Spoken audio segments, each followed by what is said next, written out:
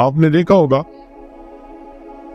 کہ عورتیں بہت چھوٹے دل کی ہوتی ہیں، جلدی ایک دوسرے کے ساتھ دل میں کینہ رکھ لیتی ہیں، اور پھر اگر سوکنے ہوں تو پھر تو ایک دوسرے کے بارے میں دل میں بہت جلدی نفرت ہوتی ہے، اور ان کا تو دل چاہتا ہے کہ بس میں تو اس کو زمین کے اوپر دیکھنے کی بجائے نیچے دیکھنا چاہتی ہوں۔ ایسی کیفیت ہوتی ہے۔ عورتوں کا واقعہ ذرا سن لیجیے۔ ایک آدمی تھا، بزنس مین تھا، وہ ایک علاقے سے فصل خریدتا تھا، مکئی، گندم، اجناس خریدتا تھا، اور پھر اپنے شہر میں آ کے اس کو 6-8 مہینے بیچا کرتا تھا۔ کاروبار بہت اچھا چل رہا تھا، لیکن جب سیزن آتا نا تو اس کو اس شہر میں جانا پڑتا جہاں پہ وہ کھیتیاں اگتی تھیں، یعنی گروور کے پاس جاتا، ان کو دیکھتا، پیمنٹ کرتا، سودے کرتا اور ان سے خریداری کرتا۔ اس میں اس کو 3-4 مہینے لگ جایا کرتے تھے۔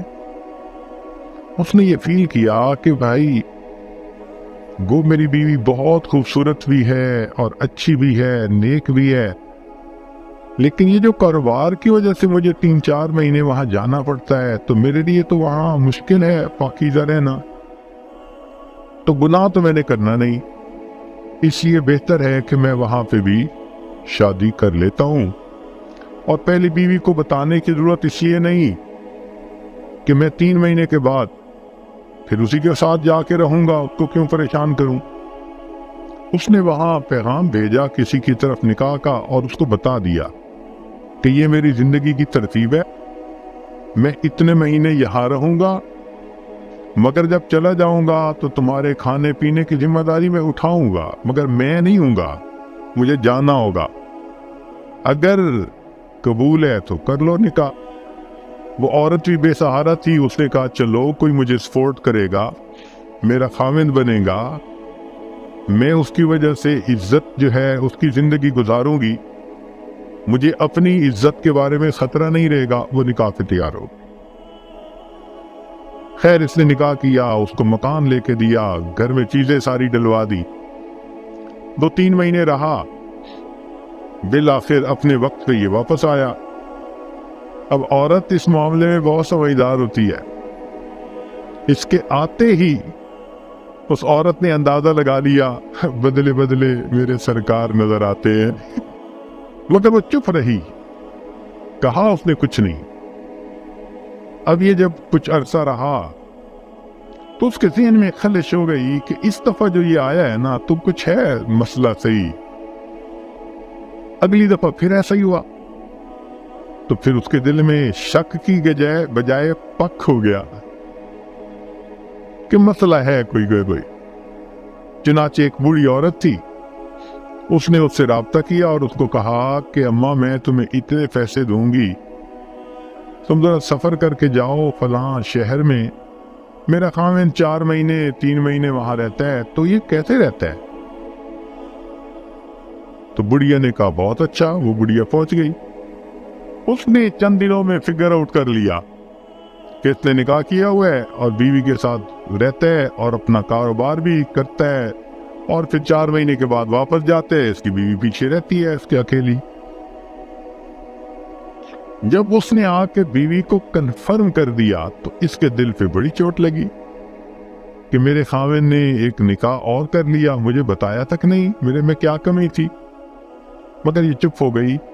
اچھی عورت تھی، سمجھتی تھی کہ میرا خاوند جب میرے ساتھ اچھا ہے، میرے باقی سارے حقوق ادا کر رہا ہے، تو شرع شریف نے اجازت بھی دی ہے، تو میں جو بات کروں گی تو آپس میں میٹھی نگاہیں کڑوی ہوں گی، ایکویشن الٹا خراب ہی ہوگی، ایک دوسرے کے ساتھ تو تکار ہوگی، تو کیا فائدہ؟ اس لیے وہ صبر کر گئی۔ مگر اب اس کو روٹین کا پتہ چل گیا کہ اسی طرح اس نے جانا ہے اور اسی طرح اس نے آنا ہے۔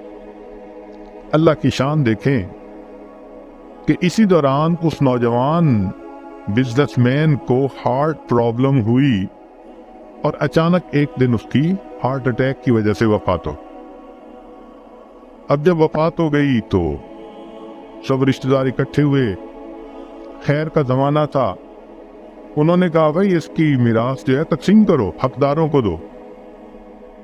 اب اس کے جب سارے مال کو اکٹھا کیا گیا اور لوگوں میں تقسیم کیا گیا تو اس کی بیوی کا جو حصہ نکلا وہ کہیں 4 بوریاں دینار کی تھیں، چاندی کے دینار ہوتے تھے، بوری بھر گئی دینار سے، دوسری بوری بھر گئی تھی، 4 بوریاں اس عورت کے حصے میں نکال دیں اور مال کو تقسیم کر دیا۔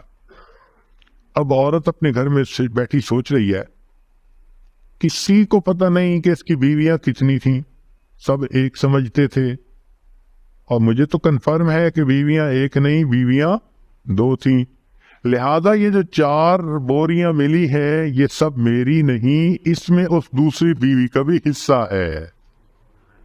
ایمان دیکھو کیا نعمت ہے کہ یہ 4 دینار کی جو بوریاں ہیں یہ میرا نہیں ہے، سب حصہ۔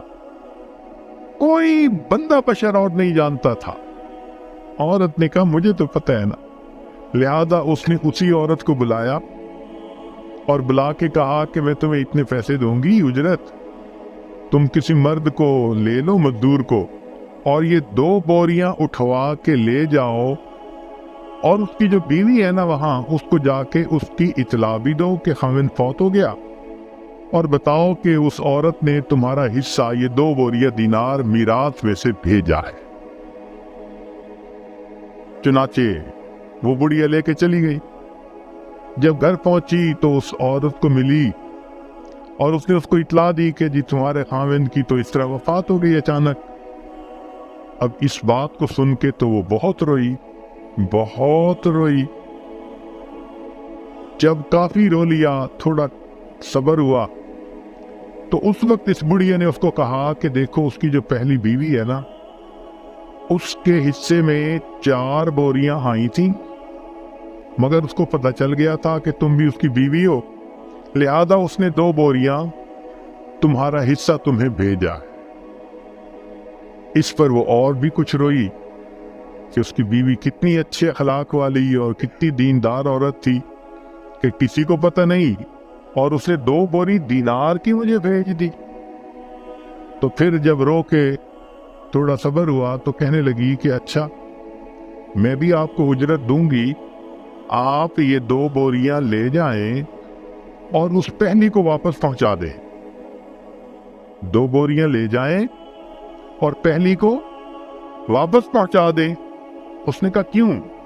کہنے لگی اس لیے کہ لاسٹ ٹائم میرا خاوند جب یہاں سے جدا ہونے لگا تھا، کوئی تکرار ہو گئی تھی، ایکسچینج آف ورڈ ہو گئے تھے، جس پر اس نے مجھے طلاق دے دی تھی، اور یہ بات میرے سوا کوئی نہیں جانتا، میں اس کی بیوی نہیں ہوں، لہذا یہ دینار کی بوریاں پہلے کا حق بنتا ہے۔ تصور کر سکتے ہیں ہم کہ انسان اتنا بھی عظیم بن جاتا ہے، ایسے فرشتہ صفت بن جاتا ہے، اس کے اخلاق میں، معاملات میں اتنی پاکیزگی آ جاتی ہے۔